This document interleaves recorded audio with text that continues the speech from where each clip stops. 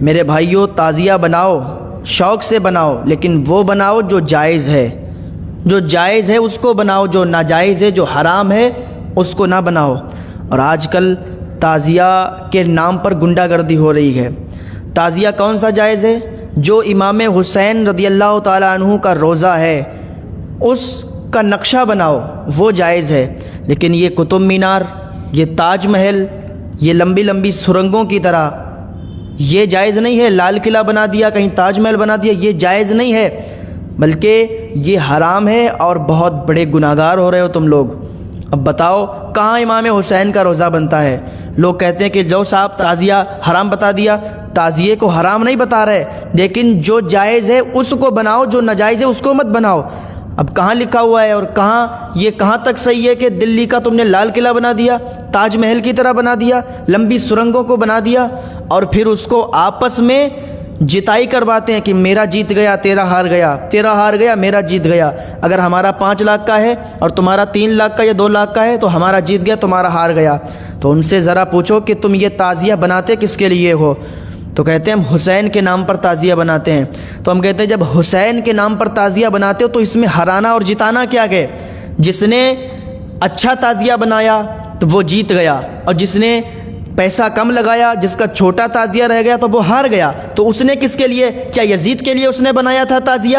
اس نے بھی تو حسین کے نام پہ تعزیہ بنایا تھا۔ لیکن کہنے کا مقصد یہ ہے کہ یہ سب حرام ہے، تمہارا یہ آپس میں لڑانا جتانا بھی حرام ہے، اور تمہارا وہ سرنگوں کی طرح تعزیہ بنانا بھی حرام ہے، تاج محل، لال قلعے اور قطب مینار کی طرح وہ تعزیہ بنانا بھی حرام ہے۔ اگر تعزیہ بنانا چاہتے ہو تو امام حسین کے روضے کی طرح شکل میں تعزیہ بناؤ، اور اس کو گھماؤ نہیں، اس کو ایک جگہ پر رکھ دو۔ یہی طریقہ ہمارے بزرگان دین کا تھا، امام حسین کا روضہ بناتے اور اس کو ایک جگہ پر رکھ دیتے تھے۔ لیکن تمہارا طریقہ کیا ہے؟ وہ تعزیہ ہوتا ہے، اس کے اوپر کا جو گنبد ہوتا ہے اس کو پھر گاؤں میں گھمایا جاتا ہے، اور جس کے گھر لے جایا جاتا ہے وہ اگربتیاں لگاتے ہیں۔ یقین مانو حقیقت بیانی کر رہا ہوں، کسی کو برا لگتا ہے لگنے دو، جو حق بات ہوتی ہے وہ کڑوی ہوتی ہے، اور حق بات ہم چھپا نہیں سکتے کیونکہ اللہ کے ہمیں بھی جواب دینا ہوگا۔ تو وہ گنبد گھمایا جاتا ہے، اور جس کے گھر وہ گنبد چلا جائے تو وہ کہتا ہے بڑا کرم ہو جائے گا امام حسین کا، اب سب غم اور سب پریشانیاں دور ہو جائیں گی۔ امام حسین کا معاذ اللہ سر مبارک ہمارے گھر آ گیا ہے، اس کو امام حسین کا سر سمجھتے ہیں۔ کہیں کہیں پر جو لمبے لمبے تعزیے ہوتے ہیں ان کے اوپر جو گنبد ہوتا ہے اس کو گھماتے ہیں، بڑی اچھائی سمجھتے ہیں ایک دوسرے کے گھروں پہ لے جاتے ہوئے، اور پھر وہ ڈھول تماشوں کے ساتھ آگے آگے وہ گنبد ہوتا ہے اور پیچھے پیچھے ڈھول تاشے بجتے ہیں، لوگ اس میں ماتم کرتے ہیں۔ ہم ان سے پوچھتے ہیں کہ تم ماتم کس کے نام پہ کرتے ہو؟ اگر تمہارے گھر کوئی مر جائے کیا تم ماتم کرو گے؟ اور کیا یہ تم سمجھتے ہو کہ امام حسین مر گئے؟ تو سنو قرآن کی آیت ہے وَلَا تَقُولُوا لِمَن يُقْتَلُ فِي سَبِيلِ اللَّهِ أَمْوَاتٌ، کہ جو اللہ کی راہ میں شہید ہوتے ہیں انہیں مردہ نہ کہو، وَالْأَحْيَاءُ وَلَكِنْ لَا تَشْعُرُونَ، بلکہ وہ زندہ ہیں تو زندوں پر یہ غم کیسا، یہ رونا کیسا کہ تم 10 تاریخ ہو۔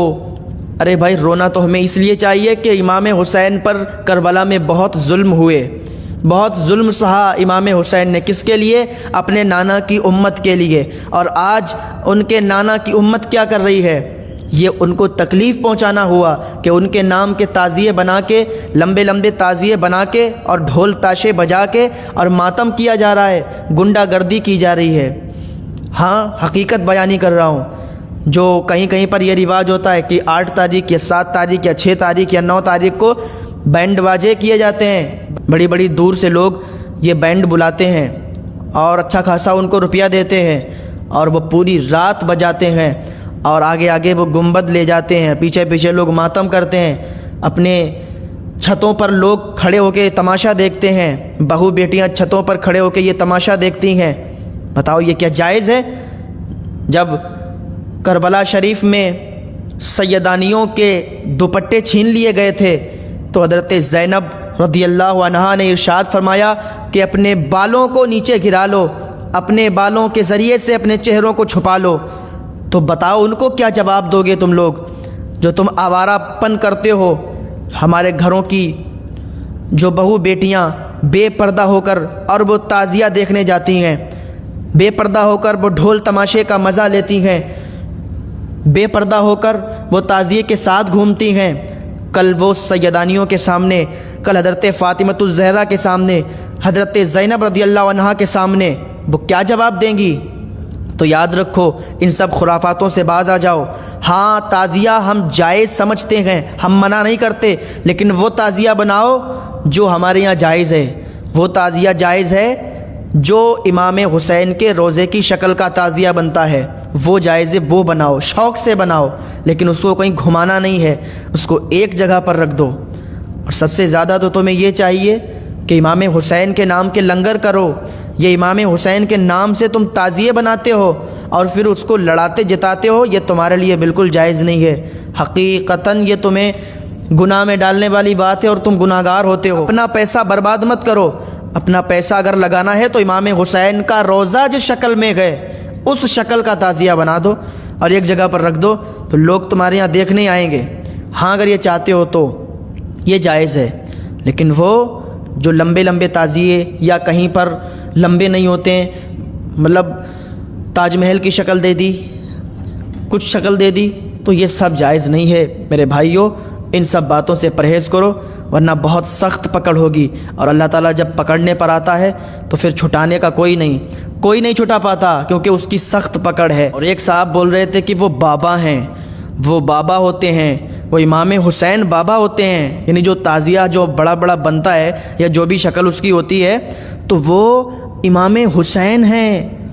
تو لوگوں کا عقیدہ دیکھو کتنا کمزور تم نے اپنا ایمان کر لیا کہ ان کاغذ اور لکڑی کو غیروں کی طرح تم تشبیہ دے رہے ہو اور کہتے ہو کہ یہ بابا ہیں، یہ امام حسین ہیں۔ اس لکڑی اور کاغذ کو امام حسین بتانے والوں سنو، کل میدان محشر میں جب تمہاری ٹھکائی ہوگی تب تم بتاؤ گے، تب تم بولو گے ہاں غلط کر رہے تھے۔ ابھی ہم تمہیں سمجھا رہے ہیں تو تمہارے سمجھ میں نہیں آئے گا، لیکن کل میدان محشر میں جب تمہاری ٹھکائی ہوگی اور تم سے کہا جائے گا تب تمہیں سمجھ میں آئے گا کہ ہاں ہم غلط کر رہے تھے۔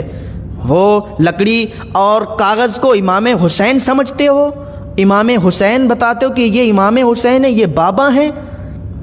او مسلمانوں ذرا ہوش کی پیو، کیونکہ تمہیں مرنا بھی ہے۔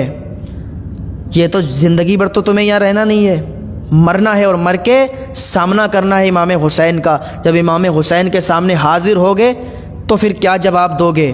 کوئی جواب نہیں بنے گا، پھر اچھی طریقے سے تمہاری ٹھکائی ہوگی۔ ابھی سمجھانے سمجھ جاؤ۔ ایک صاحب نے کہا مجھ سے میلے کو ایک بار مس کر دیا۔ بات دیکھو، بات کیا کہہ رہا ہے کہ ایک بار میں نے اس میلے کو مس کر دیا، مطلب ایک سال میں نے جب تعزیہ آئے تو میں آیا ہی نہیں اور میں نے میلہ دیکھا ہی نہیں، میں نے تعزیہ پر اگربتی لگائی ہی نہیں۔ علماء کی باتیں سن کے تو ہمارا بہت نقصان ہو گیا، ہمارا کافی پیسوں کا نقصان ہوا، ہمارے فلاں کی ٹانگ ٹوٹ گئی، ہمارا یہ ہوا وہ ہوا۔ ایک بتانے لگے کہ ہمارے رشتہ دار تھے، انہوں نے ایسا کیا تو اس کا یہ ہو گیا۔ یاد رکھو یہ تمہارا جو عقیدہ ہے کہ تمہارا ایمان کمزور ہونے کی دلیل ہے۔ تم تو اس نبی کے دیوانے ہو، تم تو اس نبی کے امتی ہو کہ جس کے صدقے سے یہ کائنات بنائی گئی، یہ زمین آسمان چاند سورج ستارے سب بنائے گئے، اس کے صدقے میں تم بنائے گئے۔ ذرا یاد رکھو جب تم مر کے جاؤ گے تو اس نبی کو کیا منہ دکھاؤ گے؟ یہ ایسی باتیں تمہارے منہ سے اچھی نہیں لگتی، تو یاد رکھو یہ ایسی باتوں سے پرہیز کرو۔ اگر تم نے تعزیہ حرام سمجھ لیا، اگر تم نے تعزیہ نہیں دیکھا، اگربتی نہیں چڑھائی، ڈھول تاشوں میں شامل نہیں ہوئے، ماتم میں شامل نہیں ہوئے، تو یاد رکھو تمہارا اس سے کوئی نقصان ہونے والا نہیں ہے۔ جو تم یہ سمجھتے ہو کہ اگر ہم ماتم نہیں کریں گے، تعزیے میں اگربتی نہیں لگائیں گے تو ہمارا نقصان ہو جائے گا، ہاتھ پیر ٹوٹ جائے گا، یہ عقیدہ رکھنا تمہارا بالکل غلط ہے، بہت زیادہ گناہگار ہو رہے ہو۔ تو سمجھ جاؤ تعزیے کے ہم مخالف نہیں ہیں، مخالف اس کے ہیں کہ یہ جو غیر رسومات ہوتے ہیں، جو غیر طریقے سے یہ تعزیے بنتے ہیں، اس کے مخالف ہیں۔ ہاں اگر تمہیں تعزیہ بنانا ہے، اپنا پیسہ تعزیے میں خرچ کرنا ہے تو امام حسین کا روزہ بنا کر ایک بار تو دیکھو، تو اتنا اچھا لگے گا۔ یا اللہ یہ جو غیر رسومات ہوتی ہیں ان سب سے مسلمانوں کو پرہیز کرنے کی توفیق عطا فرما، ہم سب کو نیک عمل کرنے کی توفیق